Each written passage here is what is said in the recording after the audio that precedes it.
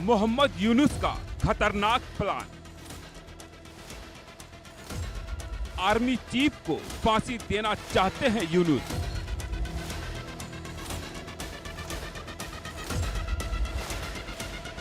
बांग्लादेश के बड़े पत्रकार का खुलासा।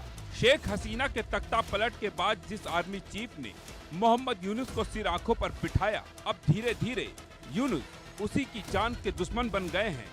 मीडिया रिपोर्ट की माने तो यूनुस बांग्लादेश के आर्मी चीफ जनरल वकार उज जमान को फांसी पर लटकाना चाहते हैं। 8 अगस्त 2024 इसी दिन 84 साल के मोहम्मद यूनुस बांग्लादेश की अंतरिम सरकार का कार्यभार संभालने के लिए पेरिस से बांग्लादेश पहुंचे थे। बांग्लादेश के आर्मी चीफ जनरल वकार उज जमा ने ही उन्हें तख्ती पर बिठाया, लेकिन अब वकार उज जमा को लेकर यूनुस के मन में खतरनाक प्लान चल रहा है। बांग्लादेश के एक्सपर्ट और ब्रिट्स के संपादक शोएब चौधरी ने बहुत बड़ा खुलासा किया है। उनके अनुसार यूनुस का मकसद है कि बांग्लादेश आर्मी चीफ जनरल वकार उज जमा को फांसी पर लटका दिया जाए और वो खुद राज करें।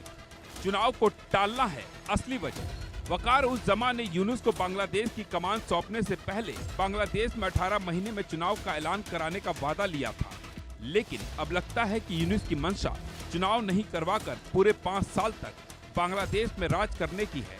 दोनों के बीच मतभेद की असली वजह भी यही है। चुनाव में देरी को लेकर इससे पहले आर्मी चीफ जमा यूनुस को फटकार भी लगा चुके हैं। आर्मी पर नकेल के लिए अब धीरे धीरे यूनुस बांग्लादेश आर्मी चीफ पूर्व अधिकारियों को दगाबाजी का आरोप लगाकर हाउस अरेस्ट कर रहे हैं। कहा जाता है कि बांग्लादेश की आर्मी काफी देशभक्त होती है, शायद इसलिए बांग्लादेश को पाकिस्तान के हाथों बिकता देख मौजूदा आर्मी चीफ काफी नाखुश है। जानकारों के अनुसार जिस तरह बांग्लादेश की पुलिस इनएक्टिव हो गई है, वैसे ही वहां की आर्मी को भी अब तबाह करने की प्लानिंग है। चीन पाकिस्तान की कठपुतली बने यूनुस बांग्लादेश में अब पाकिस्तान से जहाज आ रहे हैं। पाकिस्तान वहां से सामान हथियार भेज रहा है। ISI की टीम बांग्लादेश की धरती पर कई बार आ चुकी है। पाकिस्तान के विदेश सचिव ने कुछ ही समय पहले बांग्लादेश का दौरा किया था। अब विदेश मंत्री भी बहुत जल्द बांग्लादेश जाने वाले हैं। ऐसा काफी साल बाद हो रहा है। इधर चीन के साथ यूनुस काफी गलबैया कर रहे हैं। चीन को देश में निवेश का न्योता दे रहे हैं। बांग्लादेश में कट्टरपंथियों को खुला समर्थन। शनिवार को ढाका में हुए प्रदर्शन में पुलिस से लूटे गए हथियार दिखाई दिए।